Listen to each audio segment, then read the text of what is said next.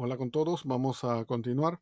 Vamos a hacer un video bastante corto donde explicamos qué consiste la ley de Ohm. ¿Ok? Para ver este video de la ley de Ohm hay que tener bien en claro lo que hemos revisado anteriormente, ¿no? Los conceptos de voltaje, corriente y resistencia. Pero igual vamos a hablar igual bien resumido de esos puntos. Ok, la ley de Ohm nace de lo que hemos visto.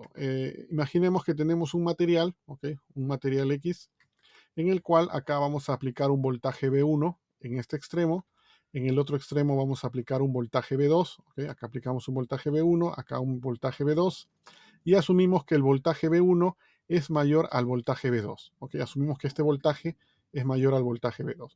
Por lo tanto, va a circular una corriente de mayor voltaje a menor voltaje, ¿no? De V1 hacia V2. Va a circular una corriente que le vamos a denominar I. ¿Ok? La nomenclatura que se le suele llamar a la corriente es el valor de I, la corriente I. ¿No? Y luego, obviamente, el material va a ofrecer una resistencia. ¿No? El material va a ofrecer una resistencia porque no va a querer que sobre él pase la corriente. ¿No? Entonces, siempre tenemos esos tres campos. Los voltajes, la corriente que se va a generar y la resistencia que ofrece el material. Nunca hay que olvidar las unidades, el voltaje, ¿no? Que llamamos V, ¿no? El voltaje V, cuya unidad es el voltio, la corriente que le vamos a denominar I, ¿ok? La corriente que le vamos a denominar I, cuya unidad es el amperio, el amperaje, el A, y la resistencia que le vamos a denominar ahora R, ¿no? A la resistencia que le vamos a denominar R, y su unidad que es el ohmio, ¿no? La unidad de la resistencia es el ohmio. Entonces, teniendo esto, ¿qué nos dice la ley de Ohm? ¿No? ¿O cuál es la famosa ley de Ohm? ¿No?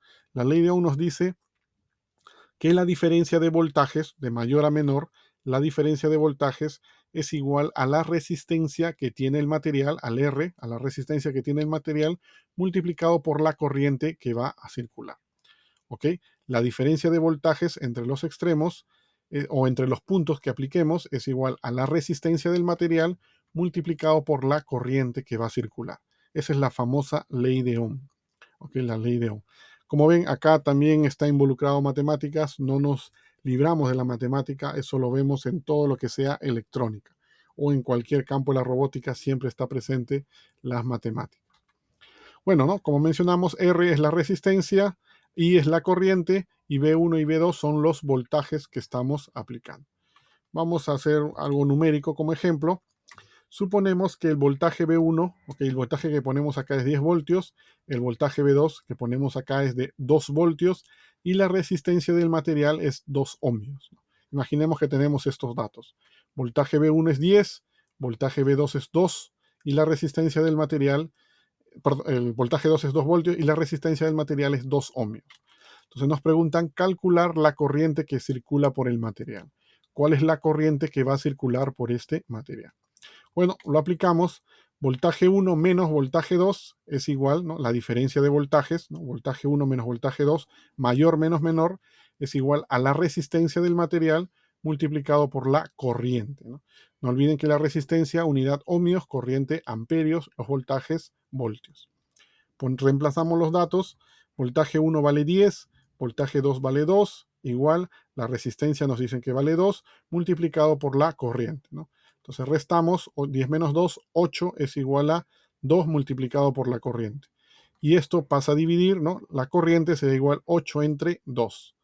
Haciendo el cálculo, la corriente será de 4 amperios. ¿No? Entonces la corriente que va a circular por este material con estos datos numéricos va a ser de 4 amperios. Entonces, ¿qué nos dice la ley de Ohm? Diferencia de voltajes igual a resistencia por corriente. Si nosotros conocemos la resistencia del material y nosotros conocemos los voltajes aplicados, podemos calcular cuánta corriente va a circular por ahí. ¿Okay? Eso es lo que nos indica la ley de Ohm. ¿Ok? Tenerlo en cuenta. Muchas gracias por su atención y nos vemos en un siguiente video.